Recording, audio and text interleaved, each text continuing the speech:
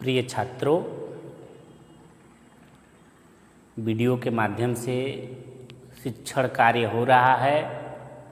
इसी क्रम में कक्षा 8 विषय विज्ञान में हम लोग वैद्युत धारा नामक पाठ का अध्ययन कर रहे हैं।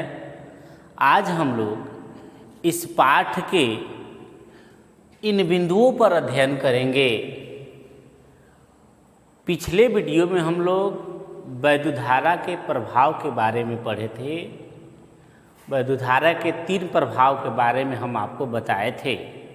वैद्युत धारा का ऊष्मीय प्रभाव, वैद्युत धारा का चुंबकीय प्रभाव और वैद्युत धारा का रासायनिक प्रभाव। 2 प्रभावों को पिछले वीडियो में हम लोग पढ़ लिए हैं।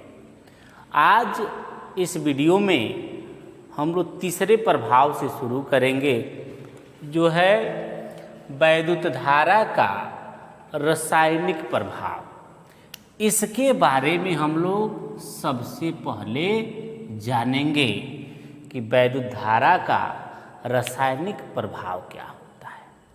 इसको जानने के लिए अगर कोई विलयन है, द्रव है, और उस द्रव में जब हम वैद्युत धारा प्रवाहित करते हैं, यानी बैटरी के द्वारा उसमें धारा प्रवाहित करते हैं, तो विलयन के जो परमाणु हैं वह अपघटित हो जाते हैं, टूट जाते हैं और रासायनिक अभिक्रिया होने लगती है। वैद्युत धारा के इसी प्रभाव को वैद्युत धारा का रासायनिक प्रभाव कहते हैं। इसके बाद विद्युत परिपथ, उनके अवयव, वह प्रतीक हमको पढ़ना है। वैद्युत परिपथ हम आपको बता दें। वैद्युत परिपथ वैद्युत धारा का ऐसा पथ होता है जिस पर आवेश चलते हैं। यह बंद पथ होता है। इस पथ पर वैद्युत धारा प्रवाहित होती है। इसमें कौन कौन से अवयव आते हैं, तो सबसे पहला जो अवयव आता है इसमें, उसको ध्यान से समझेंगे। और सबसे पहला जो अवयव इसमें आता है वैद्युत परिपथ में, वह है सेल।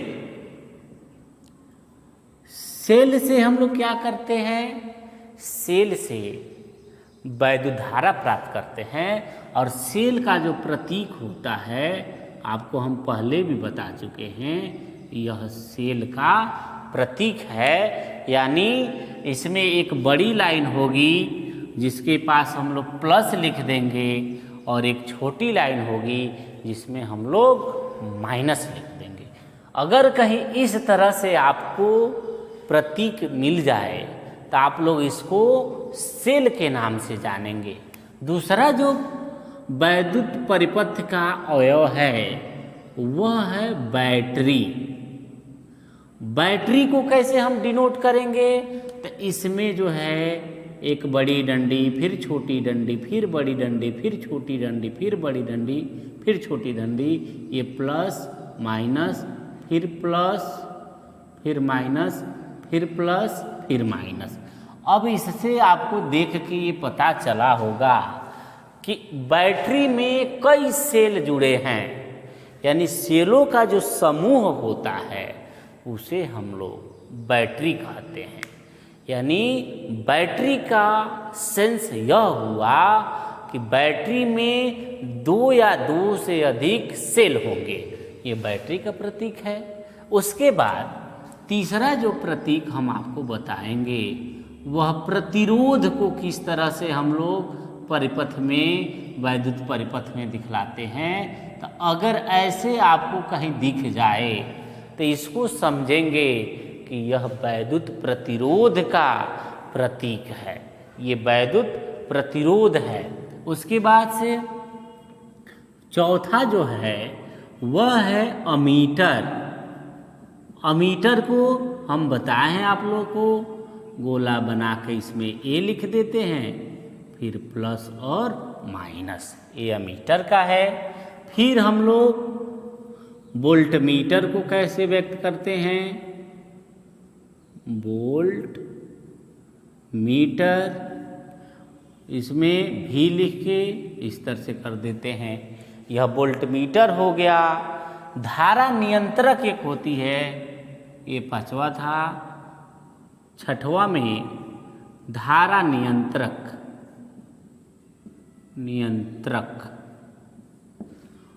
ये ऐसे बना के और उसके ऊपर से इस तरह से कर देते हैं। ये धारा नियंत्रक का प्रतीक है। इसके बाद से कुंजी हम लगाते हैं, और कुंजी का जो प्रतीक है वह जो है ये सातवां है, ये कुंजी का प्रतीक है। ये ऐसे अवयव हैं, उनके प्रतीक हैं, जिनको हम वैद्युत परिपथ में प्रयुक्त करते हैं। अगर बल्ब हमको लगाना हो वैद्युत परिपथ में तो गोला बना के इसमें जो है इस तरह से कर देते हैं, और ये जो है ये बल्ब का प्रतीक हो जाता है। तो ये वैद्युत परिपथ और उनके अवयव हैं और उनका प्रतीक है। अगला जो हेडिंग हम लोगों को पढ़ना है आज, वह है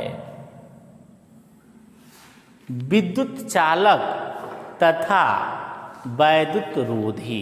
ये हमको पढ़ना है, विद्युत चालक तथा वैद्युत रोधी। अब देखिए विद्युत चालक किसे कहेंगे, तो आप बताएंगे वे पदार्थ जिसमें वैद्युत धारा का प्रवाह होता है, जिसमें वैद्युत धारा प्रवाहित होता है, उसे विद्युत चालक कहते हैं। वे पदार्थ जिसमें वैद्युत धारा का प्रवाह होता है उसे विद्युत चालक कहते हैं। उदाहरण के लिए इसका उदाहरण हो जाएगा सभी धातुएं, जितनी भी धातुओं के बारे में आप जानते हैं सभी धातुएं विद्युत चालक होती हैं। सबसे अधिकतम विद्युत चालकता जो होती है वह चांदी में होती है। यानी सर्वश्रेष्ठ चालक अगर कहा जाए तो सर्वश्रेष्ठ चालक जो है, सबसे अधिक चालक चाहे सर्वश्रेष्ठ चालक, सर्वश्रेष्ठ चालक जो होता है वह चांदी होती है। चांदी की चालकता सबसे अधिक होती है। तो ये विद्युत चालक है। सभी धातुएं विद्युत चालक होती है। तांबा, सोना, चांदी, एल्युमिनियम, लोहा, ये सब जो है, कापर, ये सब वैद्युत चालक होती हैं। इनमें धारा का प्रवाह होता है। वैद्युत रोधी, इसको समझेंगे।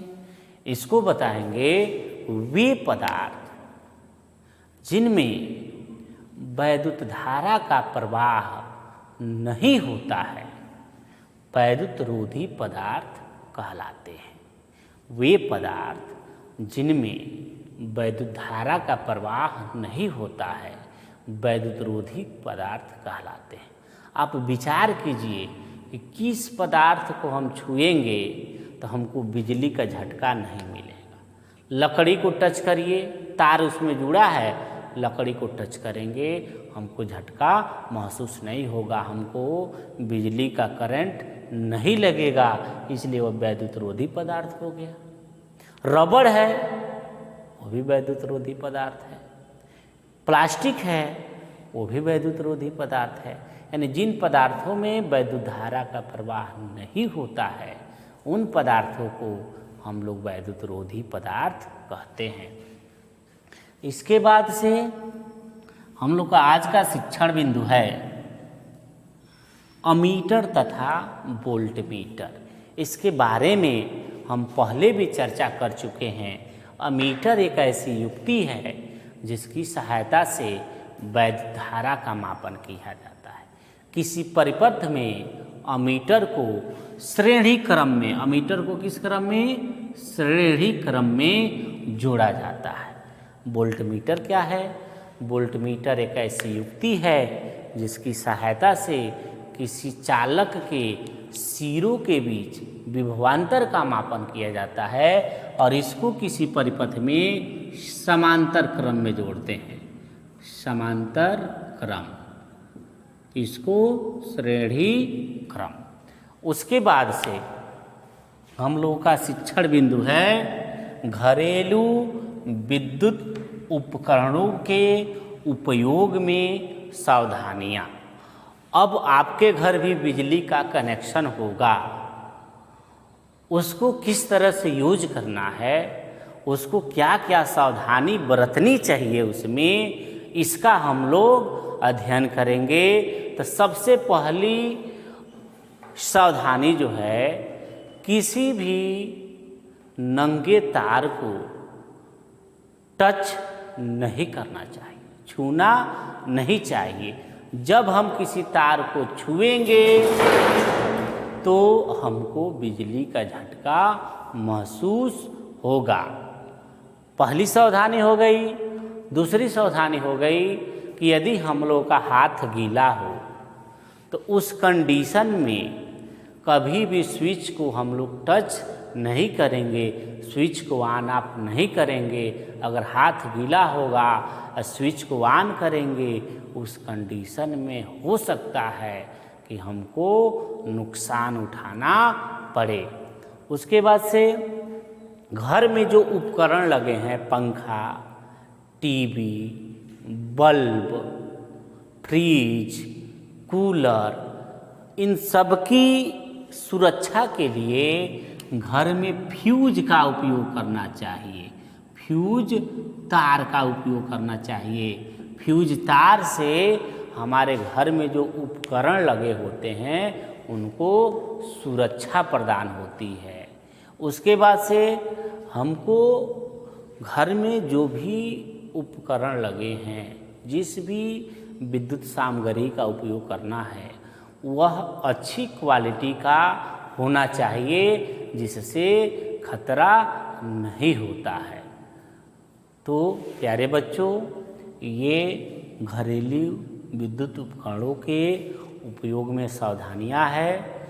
किताब से आप लोग ध्यान से इसका अध्ययन करेंगे, बाकी अगले वीडियो में अध्ययन किया जाएगा।